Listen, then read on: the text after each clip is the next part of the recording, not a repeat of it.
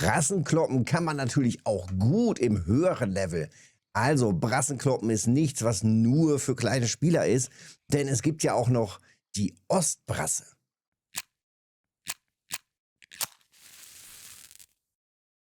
Ja, ich bin gerade hin zu dem Spot und teste hier ein weiteres Mal auf Ostbrasse. Ich war die letzten Tage schon mehrfach hier an der Stelle und habe hier die verschiedensten Fische rausgezogen. Und es war immer mal wieder die Ostbrasse mit dabei. Und heute geht es einfach mal gezielt auf die Ostbrasse. Also ran da, einfach mal wieder testen nach langer Zeit, wie das denn läuft mit der Ostbrasse. Klassisch funktioniert die Brasse immer wieder ganz gut auf Knoblauchteig. Den habe ich auch hier auf der Seite drin. Also hier schönes Setup im Grund-Light-Stil mit einer passenden Futtermische. Gucken wir uns gleich noch an. Und ja, ich sehe hier gerade viel zu kleine Haken. Das ändern wir nochmal eben schnell. Und dann eben mit Knoblauchteig. Aber selbst hier auf den kleinen Haken ist schon relativ groß was reingegangen. So, nehmen wir mal einen 1er Haken. Knoblauchteig und dann wieder raus. Ich bin hier auf 12 Meter nur geklippt. So. Und dann gucken wir mal, was denn hier noch so geht. Denn die Ostbrasse, ja, kann man sagen, lohnt sich ganz gut. Kann man ganz gut Cash mitmachen. Wir sind ja hier ganz in der Nähe von der Base. Und wenn man hier reinschaut, ne, also die größte bisher mit 2,5 Kilo liegt schon bei 15 Silber. 13 Silber, 12 Silber, 10, fast 10. Also das ist schon echt gut. Also damit lässt sich doch gut Cash verdienen, wenn denn die Frequenz dann auch da ist. Und ja, die beiden Köder, wie gesagt, Knoblauch, das funktioniert ganz gut. Und jetzt mit dem Erbsenbrei geht auch ganz gut. Jetzt natürlich die Frage, also ich habe das Futter jetzt komplett auf Knoblauch angepasst. Ja, das nächste Ding, jawollo. 1,6 passt.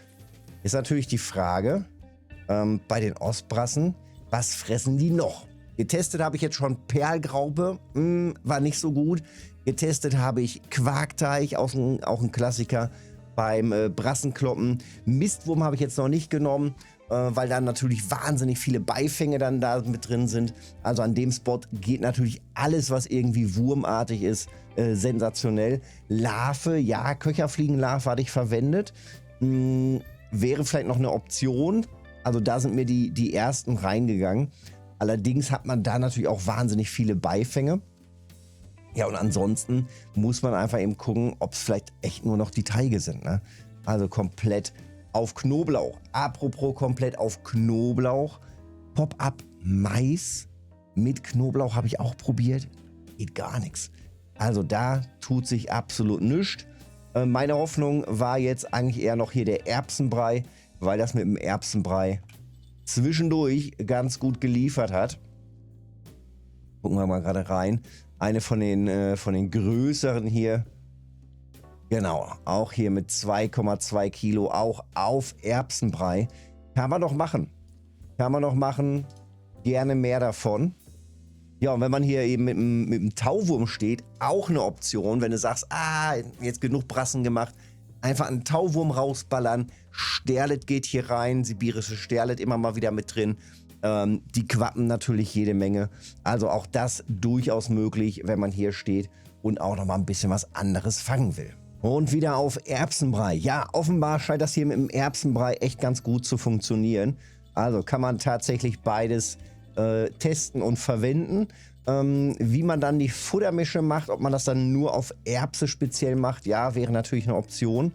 Aber eine Futtermische sollte man auf jeden Fall haben. Es ist halt die Brasse, die halt immer wieder risst ohne Ende. Das war jetzt hier wieder auf Knoblauchteig. So, zack, direkt wieder raus damit. Ja, ich würde sagen, wir gucken mal eben rein in die Futtermische. Also ganz klassisch natürlich mit dem Feeder-Setup und dann klassisch eben auch hier auf Basis von Perlgraupe, Fliegenmade, Hirsebrei und Anisöl und dann eben 2 Komponenten Knoblauch mit drin. Also das wäre so eine klassische Kombinationsmöglichkeit. Hier könnte man jetzt natürlich dann auch die Basis variieren. Also ich habe hier verschiedene Knoblauch-Brassenmischen auch schon vorgefertigt. Hier könnte man dann natürlich Zum einen auch die größeren Feed-Pellets verwenden oder geschredderte Boilies, auch das könnte natürlich gehen. Und dementsprechend dann auch hier die Basis nochmal ändern, wenn man hier zum Beispiel komplett auf Maisbrei unterwegs oder auf Erbsenbrei unterwegs ist, dass man dann eine Erbsenbasis zum Beispiel auch noch mit reinnimmt. Also auch das wäre dann eine Option, wenn man das Ganze so ein bisschen erbsiger haben will. Ja, denn Erbse scheint tatsächlich auch ganz gut zu liefern. Na, und wieder auf Erbse. Ja, vielleicht soll ich tatsächlich nochmal umbauen, komplett auf Erbse. Und dann, wie gesagt, nochmal die Futtermische an. Hoppala, apropos Futtermische. Hier fehlt auch noch ein bisschen Futter drin. So. Brasse kann man ja quasi nicht überfüttern. Gucken wir hier nochmal eben rein. Gab es hier nicht noch eine Futtermische mit ein bisschen mehr? Ja, hier wäre jetzt zum Beispiel nochmal eine Kombination. Da ist sogar ein ganzer intensiver Knoblauch mit drin. Weißt du was? Ein bisschen schmeiße ich nochmal davon rein. Zack. Mit einem ganzen Boilie angefüttert. Das sind natürlich jetzt ganz große Partikel. Ob wir da nicht doch so langsam dann überfüttern? Na, gucken wir mal. Aber es scheint nach wie vor zu gehen. So, komm ran hier. Oh, sie dürfen aber ruhig ein bisschen größer werden. Zack, direkt wieder raus. Vielleicht doch mit einem etwas übertriebenen Haken mal reingehen. 1-0er Haken, komplett übertrieben. Aber bisher ist es, glaube ich, gar nicht so schlecht. Ich gucke gleich nochmal eben im Café. Jetzt haben wir hier schon 100 Silber zusammen. Das ist doch ganz okay. 2 Uhr nachts. Vor allem sind die ja auch in den Abend schon reingegangen. Also man muss gar nicht erst die Nacht hier abwarten, sondern man kann schon deutlich eher hier hin. Und dann zuppelt das auch schon los. Oder man stellt sie auch einfach mal hier oben hin. Hier hatte ich die ersten Ostbrassen, aber es ist ungefähr die gleiche Stelle. Ne? Ich habe dann einfach hier vorne hingeworfen. Aufpassen, nicht zu weit werfen. Direkt hier neben geht dieser Ast unter Wasser noch weiter bis ungefähr hier. Also noch da so ungefähr, noch ein ganzes Stückchen weiter. Und wenn man da einfach nebenwerfen will, verhakt man sich natürlich sehr schnell. Ja, also es läuft nach wie vor. Ich werde jetzt hier noch ein bisschen weiter rumtesten. Und ich würde sagen, einfach mal ab auf die Ostbrasse. Und gerade hier so mit Grundlight kann man natürlich auch ratzfatz noch ein paar Rekorde damit rausziehen.